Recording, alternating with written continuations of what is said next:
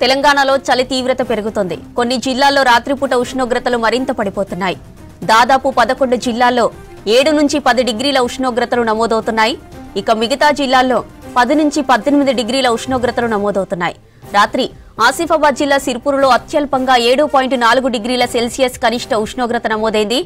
రాగల 2 రోజులు చలి తీవ్రత మరింత పెరుగుతుందని, కనిష్ట ఉష్ణోగ్రతలు సాధారణం కంటే 2-3 డిగ్రీలు తక్కువగా నమోదవుతాయని హైదరాబాద్ వాతావరణ కేంద్రం అధికారులు తెలిపారు. ఇక కొన్ని చోట్ల కనిష్ట ఉష్ణోగ్రతలు 6 డిగ్రీలకు పడిపోయే అవకాశం ఉందని చెప్పారు. హైదరాబాద్ నగరంలోని రాత్రి ఉష్ణోగ్రతలు 7 నుంచి 11 డిగ్రీల మధ్య నమోదయ్యే అవకాశం ఉందన్నారు వెదర్ ఆఫీసర్స్. రాబోయే 3 రోజులకు గాను 10 జిల్లాలకు ఆరెంజ్ అలర్ట్ జారీ చేశారు. ఆసిఫాబాద్, సంగారెడ్డి, ఆదిలాబాద్, వికారాబాద్, మెదక్, నిర్మల్, భూపాలపల్లి, మంచిర్యాల, వరంగల్, ములుగు జిల్లాల్లో 6 నుంచి 10 డిగ్రీలలోపు కనిష్ట ఉష్ణోగ్రతలు నమోదయ్యే అవకాశం ఉందన్నారు. ఇక మిగిలిన అన్ని జిల్లాలకు ఎల్లో అలర్ట్ జారీ చేశారు. హైదరాబాద్ నగరంలో నిన్న ఇవాళ పలు ప్రాంతాల్లో చలి తీవ్రత పెరిగింది. శేర్లింగంపల్లిలో అత్యల్పంగా 10 డిగ్రీల సెల్సియస్ కనిష్ట ఉష్ణోగ్రత నమోదైంది. శివారు ప్రాంతాలు, వృక్షాలు అధికంగా ఉన్న చోట ఉదయం పూట పొగమంచు దట్టంగా అలుముకుంటోంది. రైటిక రాష్ట్రంలో చలికి సంబంధించిన మరిన్ని డీటెయిల్స్ మనకి కల్పన లైవ్ లో అందిస్తారు. కల్పన, వెదర్ అప్డేట్స్ ఏంటి?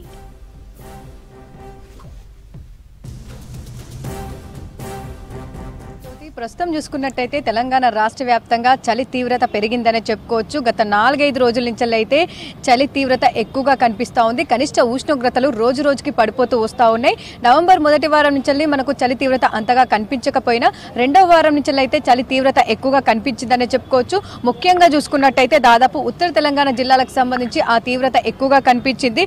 దాదాపు కనిష్ట ఉష్ణోగ్రతలు మనకు అక్కడ 5 నుంచి 6 డిగ్రీలు తక్కువగా నమోదవుతా ఉన్నాయి. ముఖ్యంగా ఏజెన్సీ ప్రాంతాలు ఏవైతే ఉంటాయో ఆదిలాబాద్, కొమరంభీం, ఆసిఫాబాద్, నిర్మల్, నిజామాబాద్ తో పాటు ఇటు సంగారెడ్డి ఆ ప్రాంతాలకు సంబంధించి కూడా మనకు కనిష్ట ఉష్ణోగ్రతలు రోజు రోజుకు పడిపోతుండడంతో కూడా బయటికి రావాలంటేనే జనం 1-2 సార్లు ఆలోచించాల్సిన పరిస్థితులు కూడా నెలకొన్నాయి. ఇక ప్రస్తుతం మనం హైదరాబాద్ లో కూడా చూసుకోవచ్చు. దాదాపు ఇక్కడ కూడా మనకు కనిష్ట ఉష్ణోగ్రతలు రోజు రోజుకు పడిపోతూ వస్తూ ఉన్నాయి. ముఖ్యంగా సిటీ శివారు ప్రాంతాలైన దాదాపు ఇటు పటాన్ చెరువు కావచ్చు, అదేవిధంగా షేర్లింగంపల్లి కావచ్చు, రాజేంద్ర నగర్ కావచ్చు, ఈ ప్రాంతాలను అయితే మనకు 3 నుంచి 4 డిగ్రీలు కనిష్ట ఉష్ణోగ్రతలు తక్కువగా నమోదవుతున్న పరిస్థితులు కూడా నెలకొన్నాయి. దాదాపు 10 నుంచి 12 డిగ్రీల మధ్య మనకు ఈ 3-4 ప్రాంతాల్లో తక్కువగా ఉష్ణోగ్రతలు నమోదవుతా ఉన్నాయి. మిగిలిన అన్ని ప్రాంతాల్లో కూడా దాదాపు 14 నుంచి 15-16 మధ్యనైతే కనిష్ట ఉష్ణోగ్రతలు హైదరాబాద్ వ్యాప్తంగా నమోదవుతా ఉన్నాయి. దీంతో ఉదయం పూట ఎక్కువగా చలి తీవ్రత అధికంగా ఉండడంతో కూడా దాదాపు మనకు బయటికి అంటే నార్మల్గా హైదరాబాద్ కి సంబంధించి కూడా హెల్త్ కాన్షియస్ ఎక్కువగా పాటిస్తూ ఉంటారు. మనకు ఉదయం అవ్వడంతోనే చాలా వరకు మార్నింగ్ వాకింగ్, జాగింగ్ కి ఎక్కువగా వస్తూ ఉంటారు. కాకపోతే గత 4-5 రోజుల నుంచి చలి తీవ్రత ఎక్కువగా ఉండడం వల్ల కూడా బయటికి చాలా తక్కువగా వస్తున్నారని చెప్పుకోవచ్చు. ప్రస్తుతం నేను కేబీఆర్ పార్క్ వద్ద ఉన్నాను. మనకు వాకింగ్ కావచ్చు, జాగింగ్ కావచ్చు, కేర్ ఆఫ్ అడ్రస్ గా మనకు కేబీఆర్ పార్క్ చెప్తూ ఉంటారు. మరి అట్లాంటి కేబీఆర్ పార్క్ దగ్గర కూడా మనం చూసుకోవచ్చు. దాదాపు చాలా తక్కువగా కనిపిస్తూ ఉన్నారు జనాలు. ఈ టైంకి చూసుకున్నట్టయితే మనకు ఎక్కువగా జనాలంతా వచ్చి వాళ్ళకు సంబంధించిన వాకింగ్, జాగింగ్, యోగా అన్ని కూడా ఇక్కడే చేస్తూ ఉంటారు.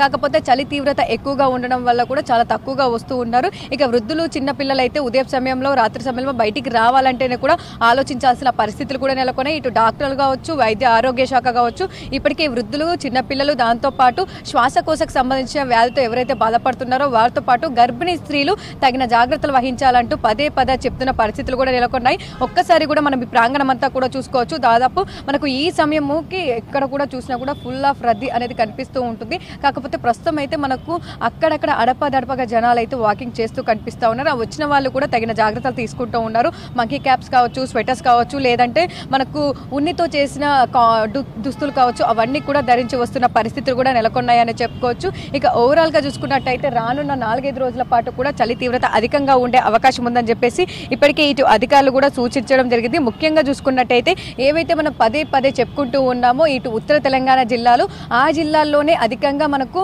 ఎక్కువగా చలి తీవ్రత ఉండే అవకాశం ఉందని చెప్పేసి కూడా తెలపడం జరిగింది. ఇప్పటికే మనకు 5 నుంచి 6 డిగ్రీలు తక్కువగా కనిష్ట ఉష్ణోగ్రతలు నమోదవుతా ఉన్నాయి. ఇక రానున్న 4-5 రోజులైతే మరింతగా తగ్గే అవకాశం ఉంది, మరింతగా చలి పెరిగే అవకాశం ఉందని చెప్పేసి ఇప్పటికే ఇటు తెలపడం జరిగింది.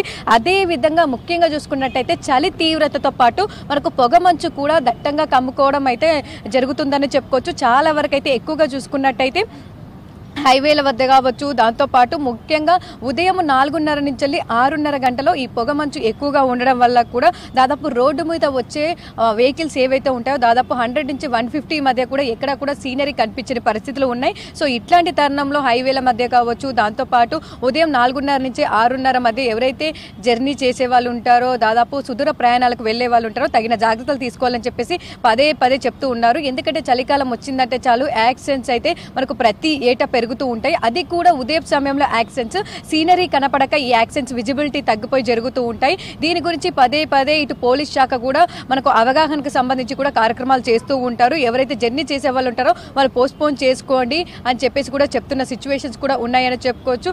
అదేవిధంగా పొగమంచు దట్టంగా కమ్ముకుంటుంది, చలి తీవ్రత కూడా పెరుగుతూ వస్తుంది, కనిష్ట ఉష్ణోగ్రతలు కూడా పడిపోతున్న సమయంలో ప్రజలు కూడా తగిన జాగ్రత్తలు తీసుకోవాలని చెప్పేసి అయితే మనకు చెప్తున్న పరిస్థితులు నెలకొన్నాయని చెప్పుకోవచ్చు. అదే విధంగా కూడా బయటికి రావాలంటే కూడా జనాలు చాలా వరకు ఆలోచించాల్సిన పరిస్థితులు నెలకొన్నాయి. ముఖ్యంగా ఉదయం 5, 6 అయిందంటే చాలు చాలా వరకు జనాలంతా బయటకు వచ్చి వాకింగ్, జాగింగ్ చేస్తూ ఉంటారు.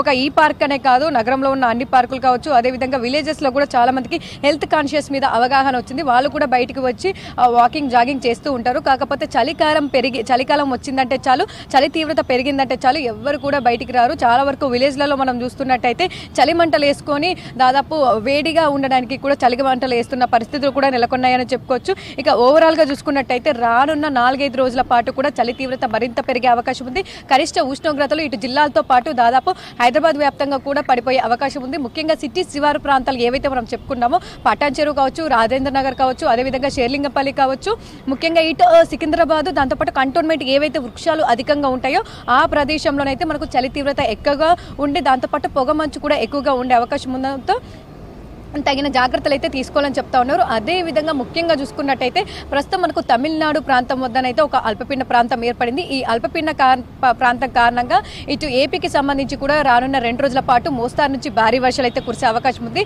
అదే విధంగా మరో 21న కూడా బంగాళాఖాతంలో మరో అల్పపీడనం అయితే ఏర్పడే అవకాశం ఉంది.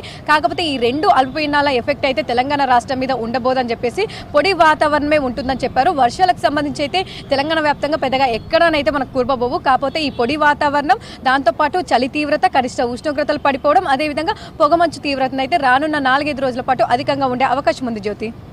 Right Kalpana, thank you.